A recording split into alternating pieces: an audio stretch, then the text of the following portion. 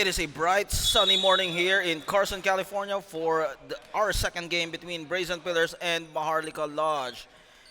I'm your host, the one, the only Ludwig Van Magic Man. You know who I am. Starting five for both teams. For Brazen Pillars, it's going to be Ramores, Parker, Yalong, Santor, and Ariel Freyna. For Maharlika Lodge, it would be Tuazon, Goze, Ramirez, Tagaw, and Bench Ortiz Luis.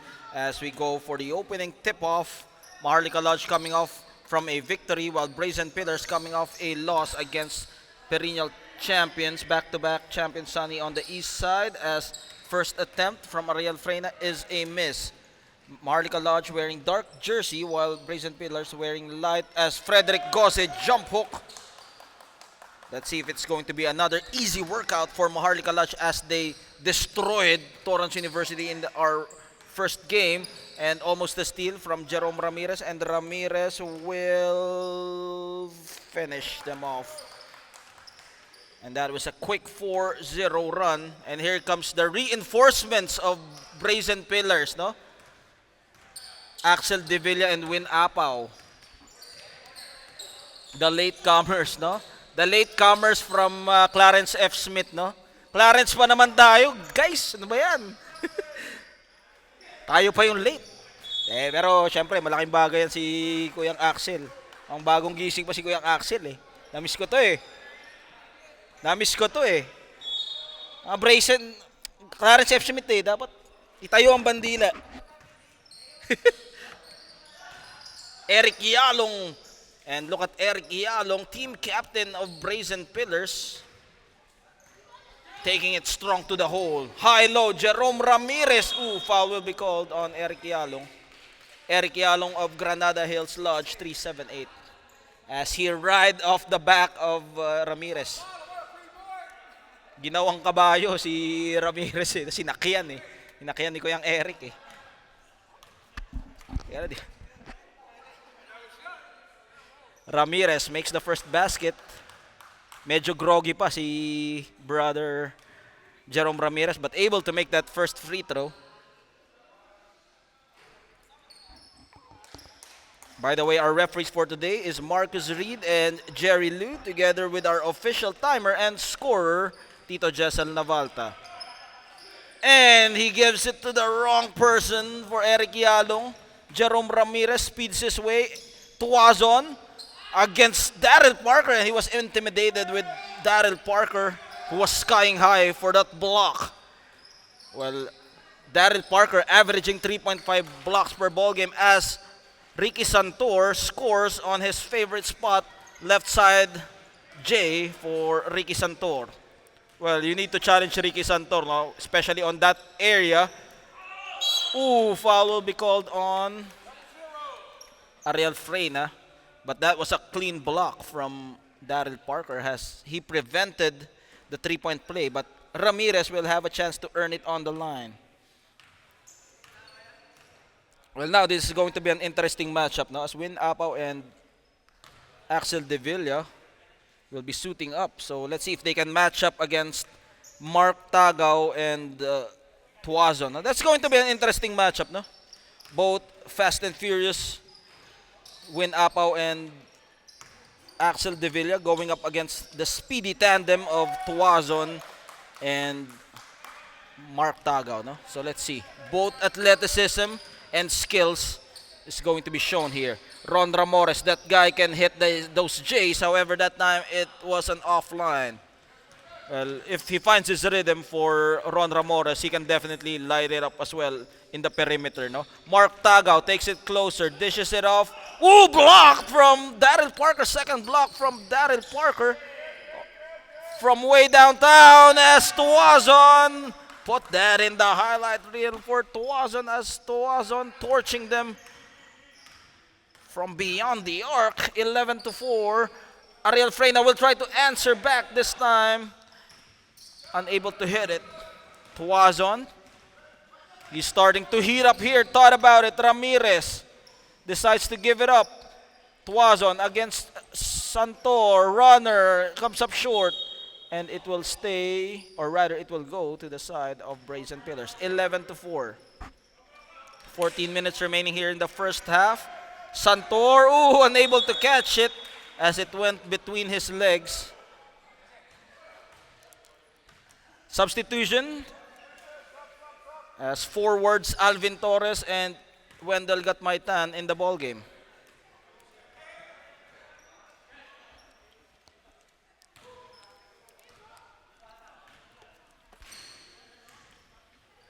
Crossover. Look at that move from Tago. Ooh, that's another block from Daryl Parker. Daryl Parker with 3 blocks already here in the first half. Almost getting his average already in terms of the blocks department. Eric Yalong, 1 dribble pull up as Eric Yalong scores all 4 points for Brazen Pillars. All of those 6 points and those 2 points coming from Ricky Santor. Brazen Pillars down by 5, 6-11. Let's see if they can give Maharlika Lodge a difficult time here in their back-to-back games. No? So it's a challenge also for Maharlika Lodge. Santor takes it closer. Santor with a dribble drive goes for the layup. That's a rare layup for Ricky Santor. Usually he would take the jumpers. Gatmaitan unable to catch it. And it will go to Brazen Pillars. A chance for Brazen Pillars. What's up, Kuyang? Kuyang Win Apaw. Mr. Slim Shady. Slim Shady versus Delo today. And Gatmaitan with the interception. And he will go for the layup.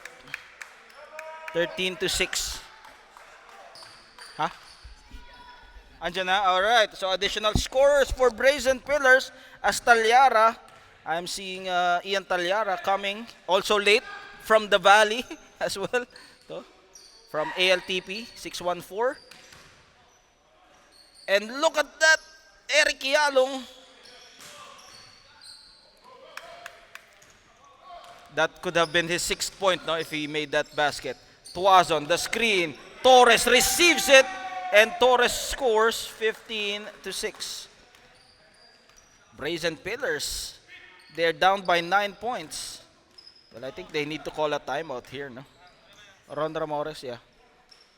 It's a dead ball. Yalong. Substitution. Here comes our last season's Rookie of the Year, Win Apaw, together with...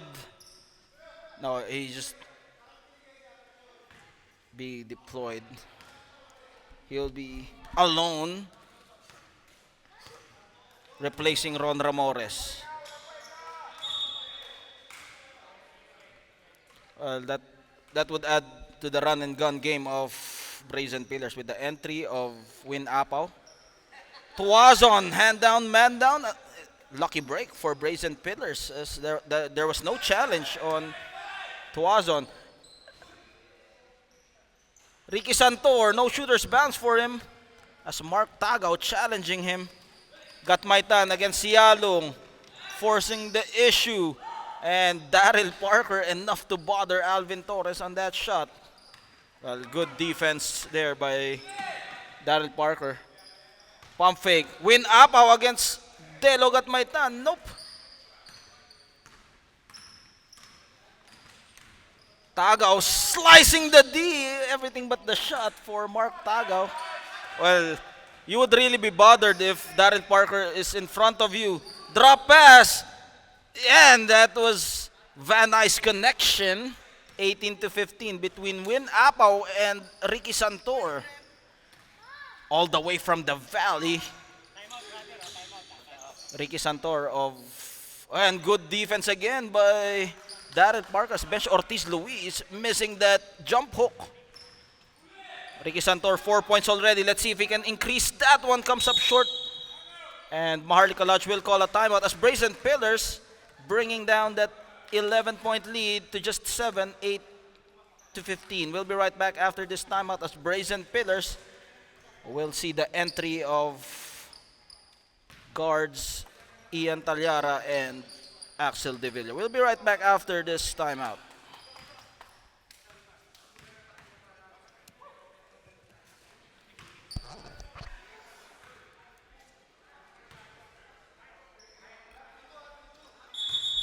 Moses, you'll be leaving? See you, see you.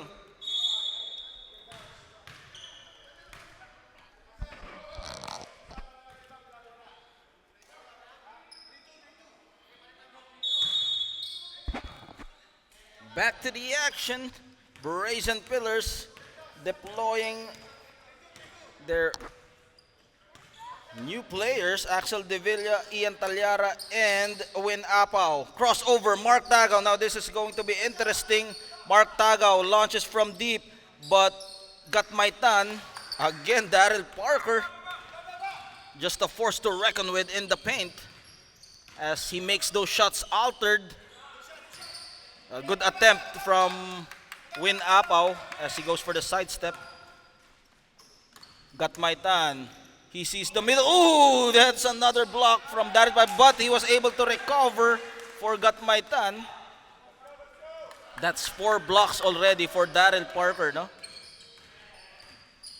17-8. Well, that's the thing, no? You shouldn't be intimidated inside, especially you gotta take those shots, no? Miscommunication between Axel Devilla and Win Apaw as Maharlika Lodge now up by 9, 17-8. Adam De Los Reyes also in the ball game to reinforce Maharlika Lodge. He will be manning the point guard duties. Matias will hoist it up as Frederick Goze. They got numbers. Axel Devilla able to save it and Win Apaw. Ooh, everything but the shot for Win Apaw. Let's see if Maharlika Lodge can convert on this possession. Daryl Parker secures that rebound. Well, that's another matchup to watch out for. Now you have Daryl Parker against Frederick Goze. Ian Talyara. This guy is a proven scorer, no? But the defense of Adam De Los Reyes able to stop him. Win Apaw. Ian Talyara. Look at that quick passing and Daryl Parker cutting it down to 10-17. Good ball movement for Brazen Pillars. Gatmaitan, season opening, kicks it out to Tagaw. Middle, Matias. Goze.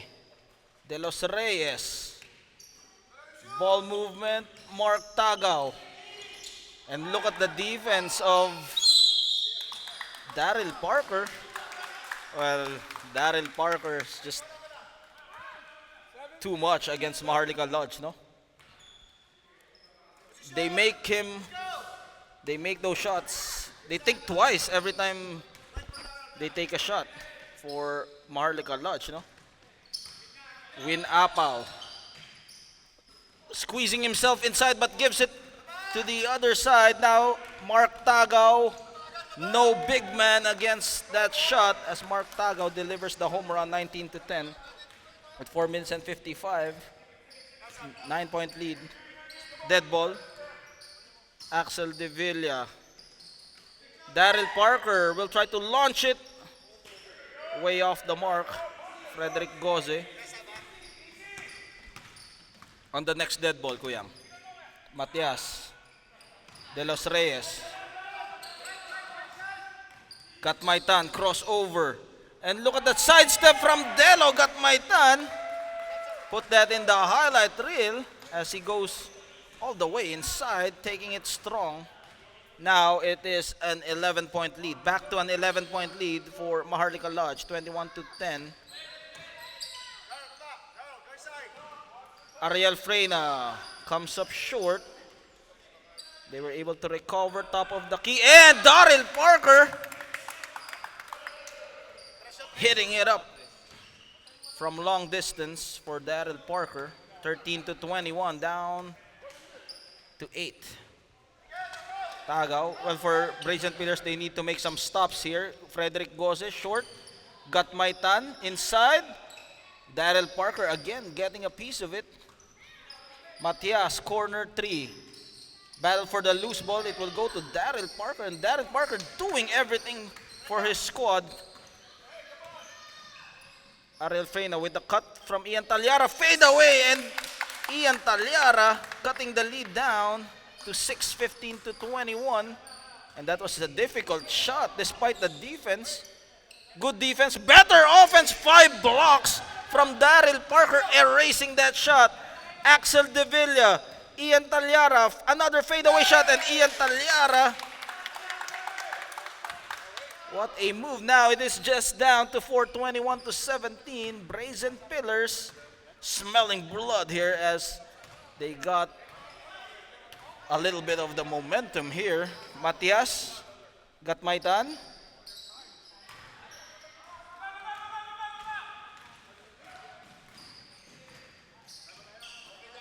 Ariel Freyna. Win Apaw, no opening. Axel Devilla, the screen, forcing it inside. Ref, substitution. Second. Oh, second shot. Second shot. Timeout ba kayo? Tama. Ref, timeout. After to. Timeout, ref. Timeout, Brazen Pillars. As Brazen Pillars making it a single possession ball game, 18 to 21. We'll be right back after this timeout.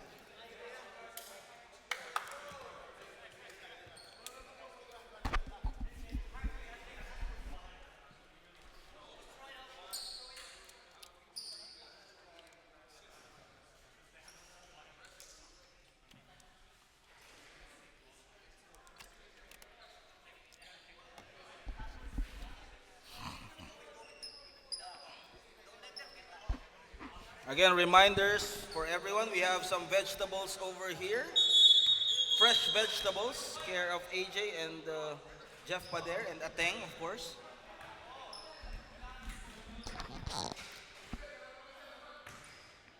Back to the action. Our score is 21 to 18. Brazen Pillars making a run here in the second game of our 6-game headliner here in week number 8 of your Interlodge Masons Basketball League.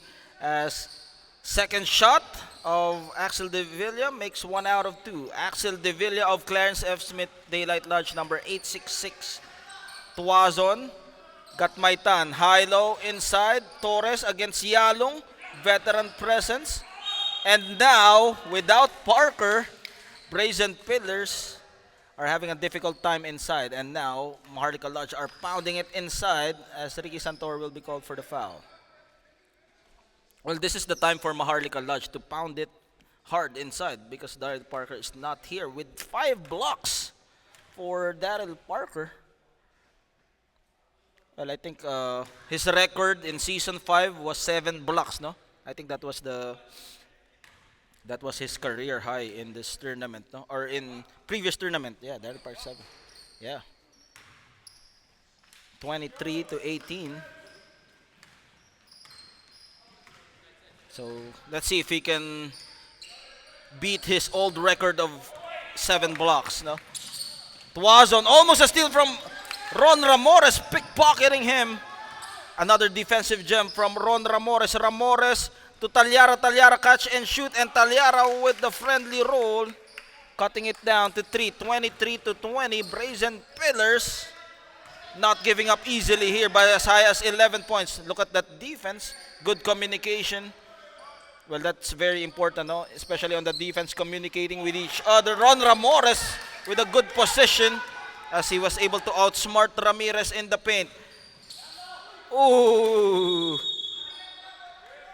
Axel Devilla and Ricky Santor. Miscommunication. And they will slow down the tempo. Tuazon. Ian Talyara will pick him up. He knows this guy can score from long distance with the crossover. Tuazon, and good defense again by Brazen Pillars trying to lock down Maharlika Lodge. Gatmaitan down on the floor as Yalong, that's his second, and that's the end of the first half as Gatmaitan will go to the line. How many fouls does Yalong have? Yalong is fouled. Huh? First foul on Yalong as Gatmaitan misses the first free throw. And Brazen Pillars making a run against perennial powerhouse Maharlika Lodge. And that's the end of the first half. Maharlika Lodge 23 and Brazen Pillars 20. Daryl Parker with 5 blocks in the first half.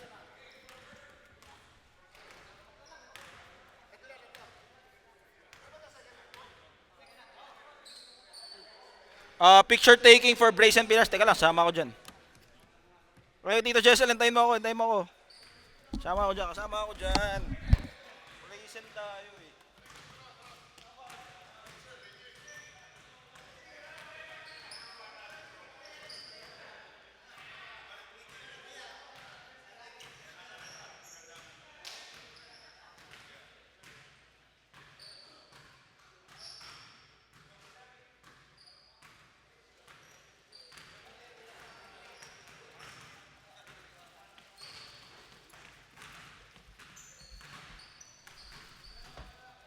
Tayo dyan, syempre.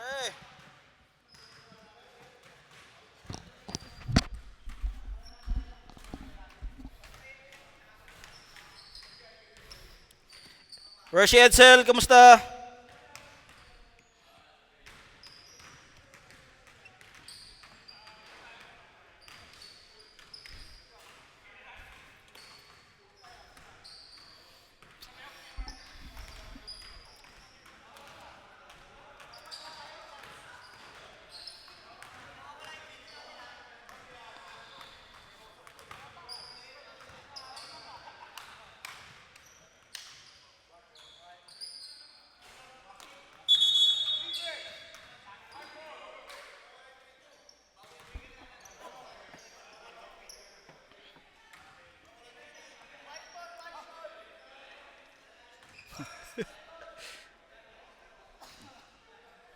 Back to the ball game. Maharlika Lodge up by 3 against Brazen Pillars. What has happened there in the first half?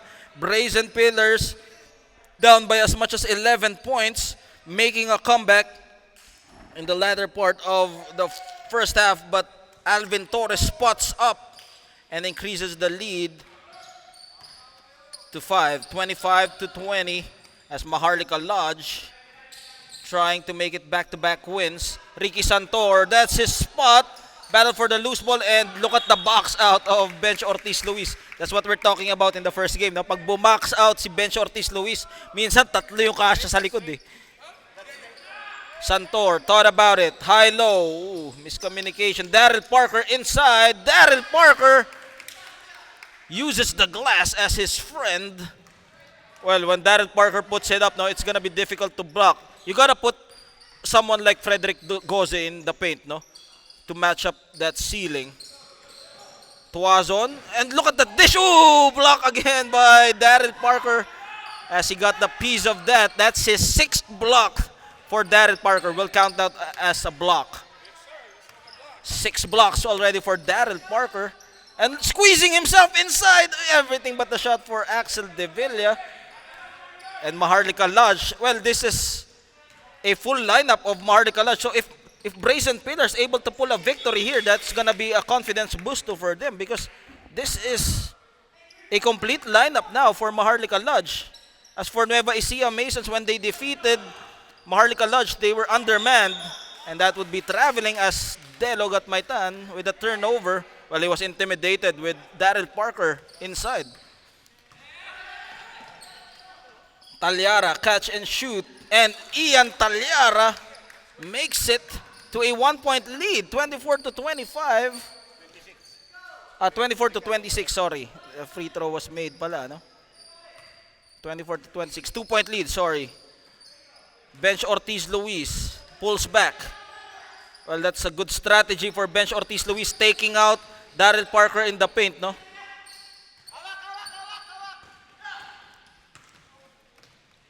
Ricky Santor, catch and shoot, comes up short, battle for the loose ball, and Ricky Santor, nope, trying to track it down. Santor able to track it down. De Villa decides to take it, air ball for Axel De Villa, and now charging his way is Tagaw. Tagaw Ooh, put that in the highlight reel. No fear, no hesitation on Mark Tagaw challenging Daryl Parker inside 28 to 24.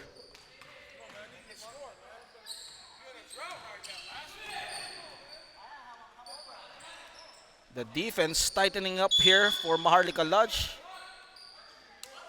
And Ariel Freyna will sit down.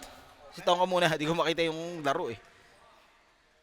Yalong on the line. Yalong with 4 points under his belt. So let's see. And he increases his score as well as the lead, or rather, increases the score for Brazen Pillars. 3 points, 28 to 25. Yalong makes 1 out of 2. And look at Daryl Parker from behind, uses his height advantage. Thought about it. Ariel Freyna, can he tie the ball game up? And we are tied at 28. Maharlika Lodge there on the ropes. As Maharlika Lodge with full force against Brazen Pillars. Brazen Pillars step back, bench Ortiz Luis inside, and it will go to the side of Brazen Pillars. And this is the chance for Brazen Pillars to get the lead for the first time here in this ball game. Wala pa. They canceled. Kuyang Ricky, hindi makita sa camera. Sit down. Sit down, you're rocking the boat. Quick ball movement. Ariel Freyna, not this time. Mark Tagaw pulls back as he sees no numbers. Look at the defense of Brazen Pillars. And Brazen Pillars again, smelling blood like a shark here. Let's see if they can capitalize. They go at the post. Quick turnaround for Brazen Pillars, Axel De Villa. And now Brazen Pillars has a 2-point lead, 30 to 28. And Tuazon lighting it up. Ian Talyara with the board.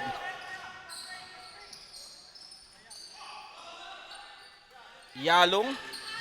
Reverse, not this time. And it will stay with Brazen Pillars. Substitution now, Frederick Goze is in the lineup. Lamang kayo, dalawa. 30 to 28.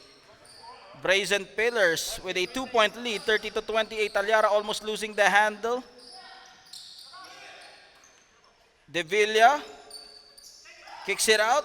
Pump fake, gets his man off the air. One-hander for Axel De Villa, gets his own miss. And look at that one, it will stay with Brazen Pillars. And good defense from Maharlika Lodge, stopping that play. Well, pound for pound, no? This is a good matchup. Let's look at the matchup between Parker and Goze. You have Talyara against Tagaw. You also have Tuazon against Freyna. Ooh! Everything but the shot. We will not count that as a block, but wow. What an action between Tagaw and Daryl Parker. We can see pure athleticism and skills here at work. As Tagaw on the line will shoot two. And Tagaw makes the first basket.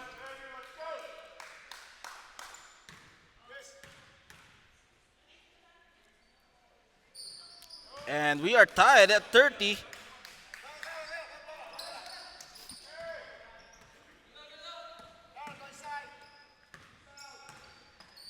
Eric Yalong will be manning the point guard duties. Handoff, Ariel Freyna, middle. And stolen away by Tagaw. They got numbers. Tuazon will go for the layup and they regain the driver's seat, 32 to 30. Brazen Pillars.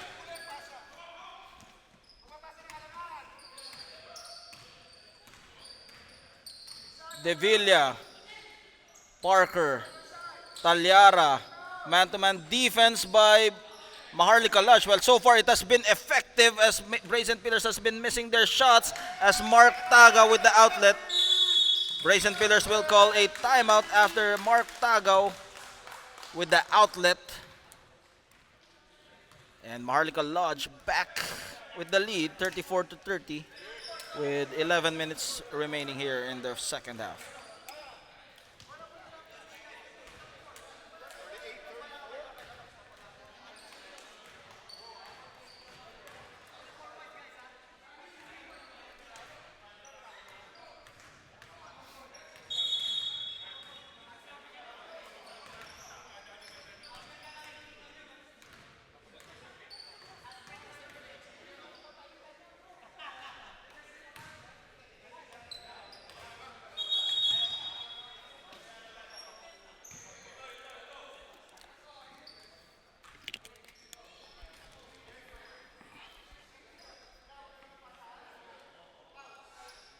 Maharlika Lodge. 8 games yata sila bago ko ano. Alin? Bago playoff. Yeah, 8 or 9, parang ganun. I'm not sure.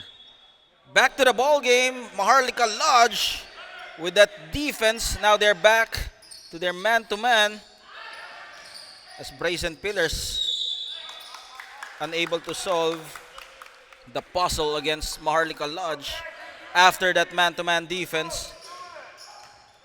Apaw, Freyna. Too strong on that one as Maharlika Lodge.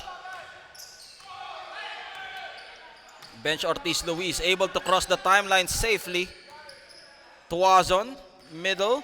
And Tuazon with a clean look. And Goze, good positioning, but Parker still able to get it. Axel De Villa. Ooh, that was a beautiful setup. However, unable to connect. Ramirez. Tuazon lighting it up. And look at Goze proving his worth here. Tuazon, Goze with the steal from Freyna. Almost a turnover. What an exciting ball game. Talyara will not finish as he got too excited on that one. But you gotta appreciate the effort here for Brazen Pillars and active hands from Win Apaw. Freyna, middle, Apaw, Win John. Finds Axel De Villa. Look at that two-man game. But they got the rebound. What? Ooh.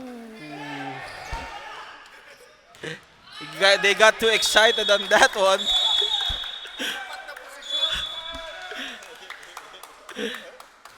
Everything but the shot. No, that was beautiful setup, but you know. Huwag kayong kabahan kasi.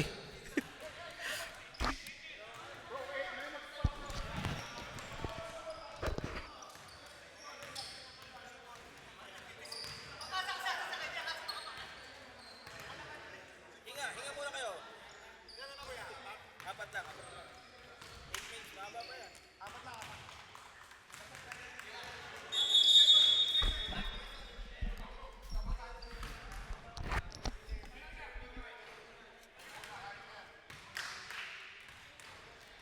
Back to the action. What a turn of events here. This game is getting exciting, no? Pati mga players na-excite eh. As they miss those open shots, but you know, the intensity of this ball game shows us that you know those are ordinary shots that they would have made, no? Pero this ball game, well, for Brazen Pillars, no, they need to just be focused. For Maharlika Lodge, now they're doing a great job on the defensive end. They just need to convert on their possessions. Ian Talyara with a hand on his face. Back to a 1-point lead, 33-34. Well, that was a tough shot, no?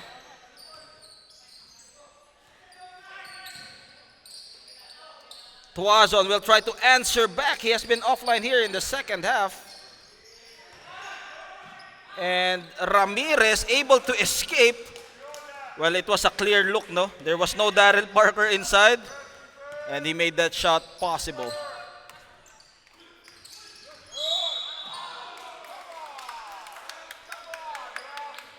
$36 to 33, no? 3-point lead separating both teams.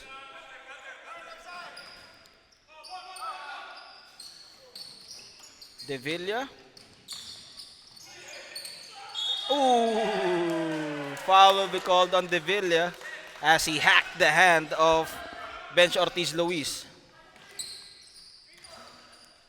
Kuya Jody, shout out Kuya Jody. Tuason, in and out. Goze was there for the safety. Mark Tagaw and Mark Tagaw. This is what we're talking about for Mark Tagaw, no? Before, he wouldn't dare to take that 3-point shot, no? But this time he has improved his 3-point shooting, no? Ariel Freyna, top of the key. Oh, and comes up short. 6-point lead by Maharlika Lodge. Maharlika Lodge shifting gears. Tagaw gets his man off the air. Tuazon will not make it. De Villa challenging the defense and everything but the shot for Axel De Villa as he throws that layup, hits the board. Oh, Daryl Parker cutting that play loose. Stops and pops for Ian Talyara and Mark Tagaw. Bench Ortiz Luis and Jerome Ramirez has been a reliable rebounder here for Maharlika Lodge, and now they're up by 8, 41-33. Freyna against Tuazon. Talyara.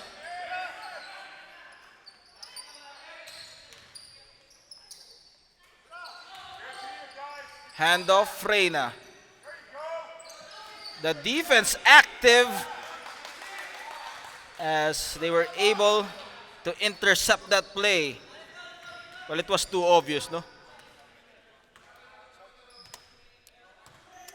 Tuazon will use the half-court set. Tagaw, Ramirez, Goze, and Goze gets the shooter's bounce. Now it's a 10-point lead, and Brazen Pillars will call a timeout after Maharlika Lodge. Well, credit Jerome Ramirez inside the paint, who has been a demolition inside. Jerome Ramirez has been their key player so far here for Maharlika Lodge. With 5 minutes and 11, we'll be right back after this timeout. No more timeout, Brazen Pillar. Brazen Pillars, no more timeout for Brazen Pillars. That's their last timeout. One timeout, Maharlika. Maharlika Lodge, how many? 1 timeout for Maharlika Lodge, 2 timeouts for Brazen Pillars.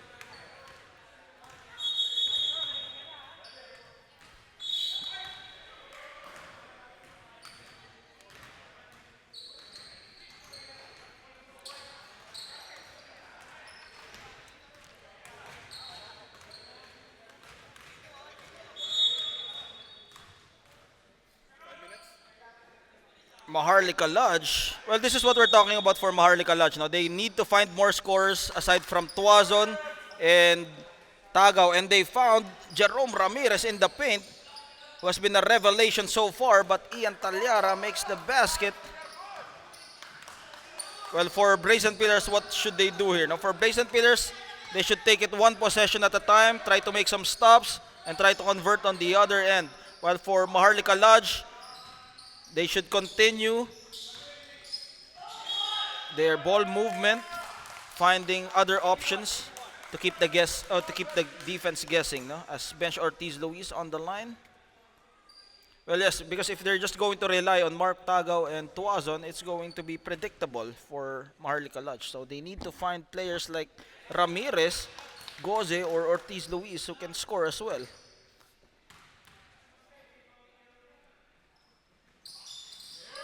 And Ortiz Luis, 35-44, 9-point lead for Maharlika Lodge. And Tuazon with a steal, waiting for his teammates, showing us his handles, dazzling around, dancing against Ian Talyara. Ramirez, Goze, Tagaw, corner, Tuazon wide open, and Daryl Parker securing that board. 3 minutes and 40 remaining.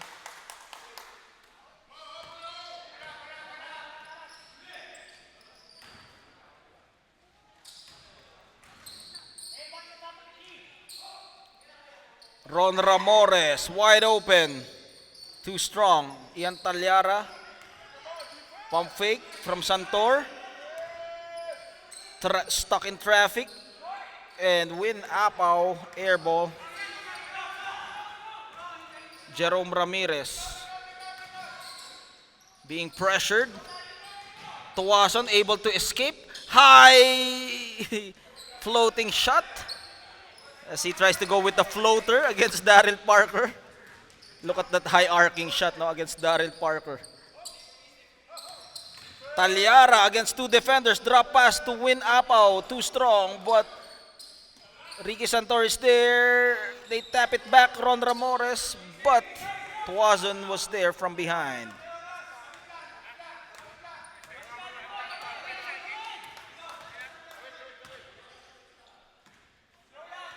Ortiz Luis, middle.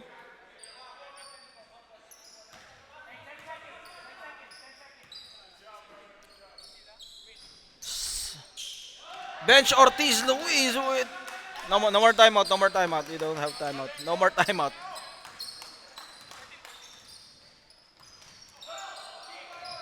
Kuyang, sit down, Kuyang. And Maharlika Lodge regains the tempo. Well, they're trying to dictate the tempo now for Maharlika Lodge, no? They're back in control. As for Brazen Pillars, they need to put on the pressure. As Ortiz Luis again with the finger roll for bench Ortiz Luis. With 1 minute and 35 now. It's a 48-35 lead for Maharlika Lodge. Santor spots up. 37-48. Maharlika Lodge playing back-to-back. Let's see if they can get back-to-back wins as well. As for Brazen Pillars, they will also play 2 games today. Tuazon, Tagao. Well, you can see the potential of Brazen Pillars, no? They were able to get the lead against perennial powerhouse Maharlika Lodge, no? They were able to give them a scare, but when Maharlika Lodge adjusted with their man-to-man defense, that's where Brazen Pillars had trouble scoring, no? Well, for Brazen Pillars, they need to have more screens, no? To find their open players, no? They need to work on those man-to-man defense. Ricky Santor still offline, and the referees had enough of the ball game as they stopped the play. Enough, according to Marcus Reed. Stop this game. It's too much. Maharlika Lodge getting back-to-back wins here against Brazen Pillars. Well, at least Brazen Pillars made it difficult for Maharlika Lodge, no? It wasn't an easy win for Maharlika Lodge as they were having difficult time. Good game. Good game, Goze. Good game. Good game for bench Ortiz Luis. And of course, Jerome Ramirez. Good game. And our player of the game, he turned the game around for Maharlika Lodge. Our player of the game is Jerome Ramirez. Picture taking for Jerome Ramirez. Thank you, Kuyang, Carl. And that's the end of the ball game. This is Ludwig Van Magic Man. Catch this game on YouTube, So-Called Ballers 21.